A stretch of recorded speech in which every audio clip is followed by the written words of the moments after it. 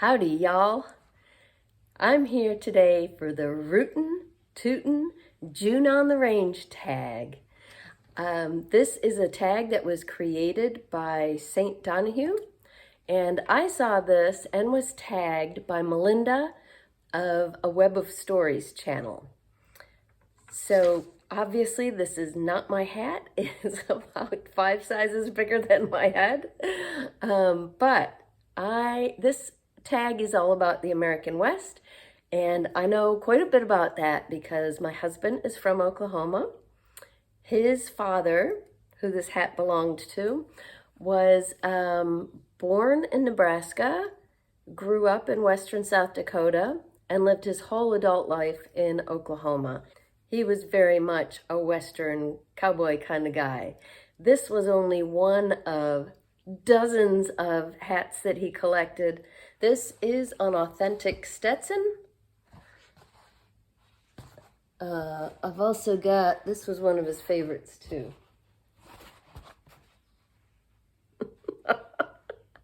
I am not going to wear the hats while I record because they'll go over my eyes.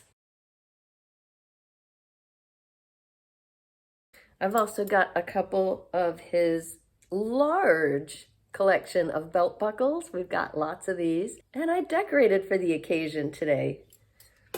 So let's get started. There are 9 prompts. Prompt number 1, a ways out west. Have you ever been to the American West? Yes, many, many times. When our kids were young, well, first of all, from the time that I started seriously dating my husband, we were visiting Oklahoma to see his parents. But the rest of his family, much of the rest of his family lived in South Dakota in the beautiful Black Hills area. Got a book about the Black Hills right there. So we've been to the Black Hills many, many times as well. When our kids were young, every summer we took a 3-week-long road trip with our little camper out west. We always stopped in Oklahoma to see Grandma and Granddad.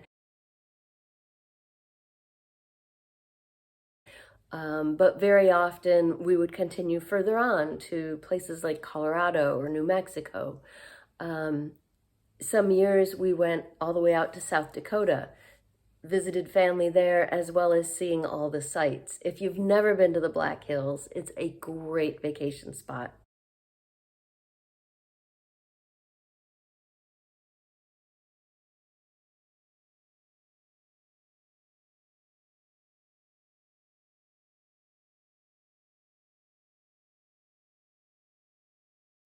So yes, I have been to the American West. Question 2, Dry Gulch. What's the smallest town you've ever visited? And how small is your town right now? So I had trouble with this one. I'm sure there are smaller towns, but this is, like I said, we took a big road trip out west every summer. These are my travel journals. So, and you can see all the Post-its in there.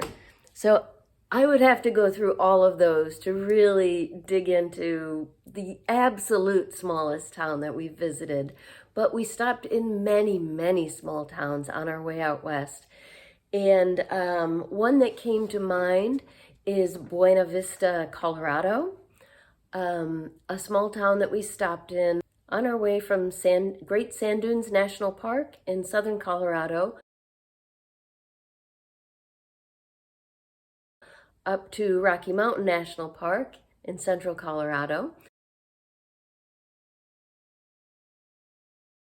Buena Vista is a really cool little town. We had a great breakfast there, and I checked, it's currently got a population of about 2,000, a little under 2,000.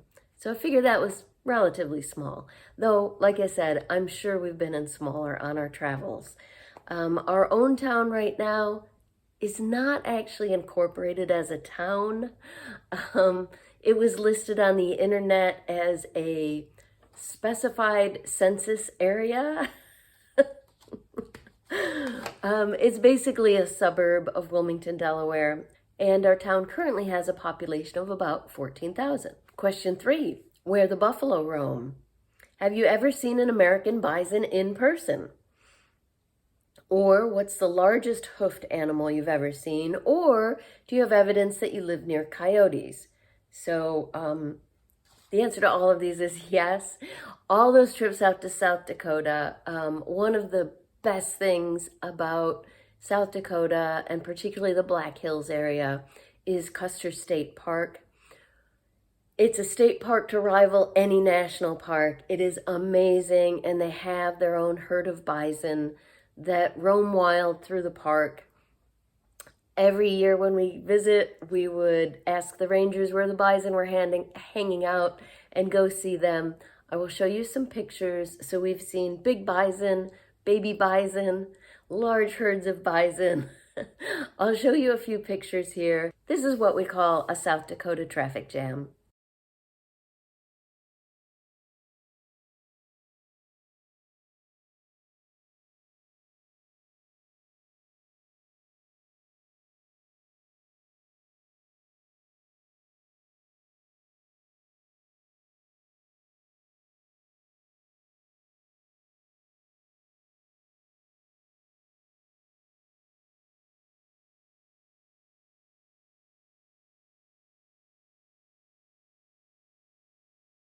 So yes, lots of bison. Question 4, Ol Doc Frye. What's your history with Westerns, novels, TV, movies? My history is fairly limited. I have not read a lot of Westerns. I don't watch a lot of Westerns, but I did think of a few. I did read the classic True Grit by Charles Portis, and I absolutely loved it. This is a laugh out loud book. It's full of suspense and action, but it is also really, really funny. It's about a young girl, maybe like 13 or so, 14. The story of Maddie Ross, who is just 14, when the coward Tom Chaney shoots her father in Fort Smith, Arkansas, and robs him of his life, his horse, and $150 in cash. Maddie leaves home to avenge her father's blood, with one-eyed Rooster Cogburn, the meanest available U.S. Marshal, by her side. So it is a fabulous book. I read it as part of a read-along for the Book Cougars podcast, which I highly recommend. I'll link to that down below. Of course, this was made into 2 movies. I don't think I ever saw the original with John Wayne, but I might have. I might have a long time ago. But I really enjoyed, I know my husband and I watched the remake of True Grit, which was, I should have written down the year. I didn't write the year down. The remake was starring Jeff Bridges and Haley Steinfeld in this as the central characters. It was excellent, just like the book, action-packed, suspenseful, funny. So definitely recommend True Grit. I think that may have been the only Western I've ever read. For adults, I went through my blog and searched for Western. I did find a middle grade Western that I very much enjoyed. And that was P.K. Pinkerton and the Pistol Packing Widows by Caroline Lawrence. Caroline Lawrence is one of our favorite middle grade authors. When my kids were young, my older son especially loved her series, The Roman Mysteries. So we really got into that. This was, I think, the start of a new series for her about the Pinkerton detectives, with kids at the center of it, of course. And it was an excellent audiobook. Besides the movie remake of True Grit, my husband and I last year watched The Power of the Dog, starring Benedict Cumberbatch, which is an excellent movie. It was up for a Best Picture Oscar. I'm trying to remember if it won or not, but I don't remember. But it was one of the contenders, and so we watched it. It's kind of a sad story, but there's a lot to it. It does have a sense of humor and a heart to it.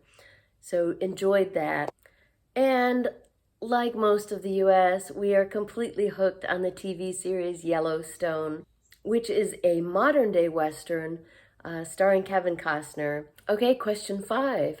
Diamond Lil at the Rialto saloon. What's your relationship with alcohol? Have you ever had a friendship with a bartender?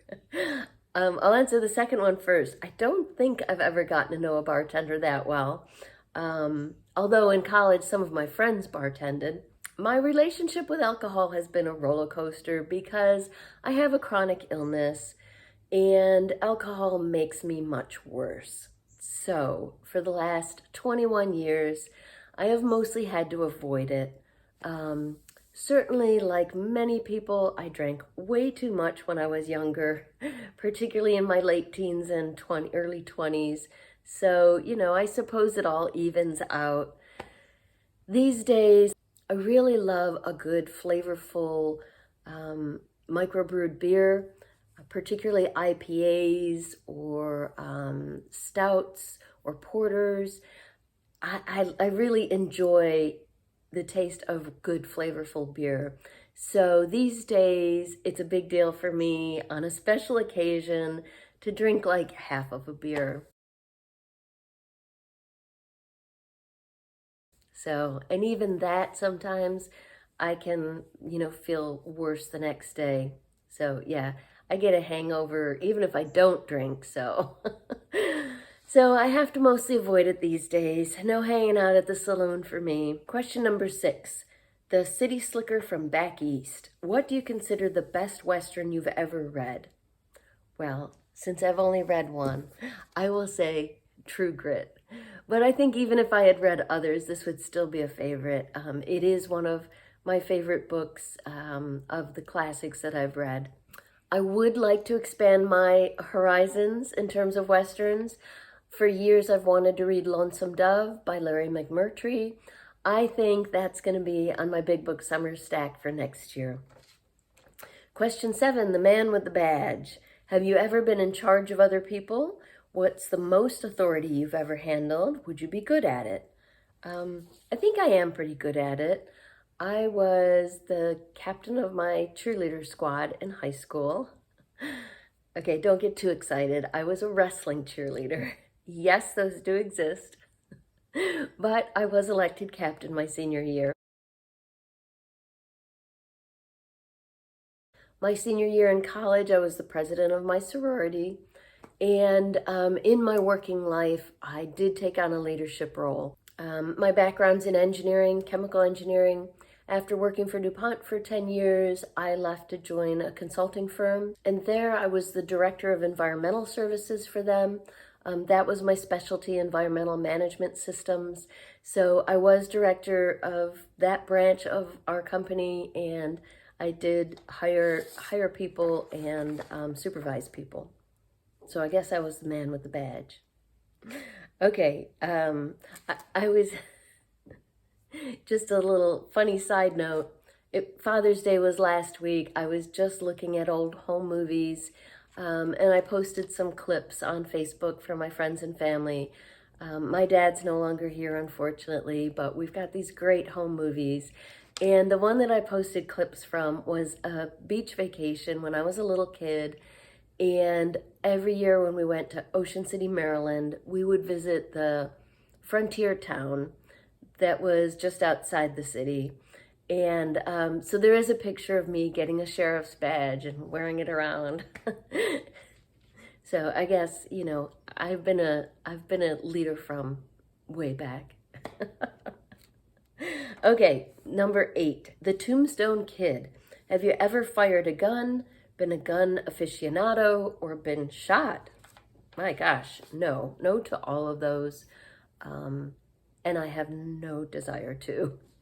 I am not a gun person. I have seen some horrible tragedies occur because of guns, so I have no desire to pick up a gun. Number 9, it ain't the bullet that gets you, it's the fall. How would you ideally like to cash in your chips? So I guess this means die. Let's put it bluntly. Last year I did watch my father-in-law die. He was 97 years old. He had lived a good long life, but those his last 6 months after he broke a hip were spent in a nursing home. His dementia worsened considerably after moving in and catching COVID there. He had no idea where he was those last 6 months. The only time he knew anything was when one of us was visiting. Thankfully, he knew us. It wasn't Alzheimer's. It was a different form of dementia. I would definitely prefer not to experience that myself, both in terms of my own experience and my family. It was heartbreaking. I also watched my own dad die of melanoma. Equally heartbreaking. So for me, I would love to die in my sleep at an old age when I am still mentally with it and physically as well as I can be. I think that's probably the wish for everyone. Finally, number 10, tag some owl hoots. I guess those are other booktubers. So I am going to tag today 3 new to me channels that I have met through my own Big Book Summer Challenge. These are 3 people who've signed up for the challenge, and by signing up, I got to visit their channels and get to know a little bit about them. So I'd love for you to visit them as well. So I am tagging Kat of Kat's Novel Adventures, Shannon Reads and Writes, and Mindy's Book Journey. I'll include all of these links below. Please visit them and give them some comment love. And even if you weren't tagged, if this tag appeals to you, feel free to join the fun. I'll see y'all later, partner.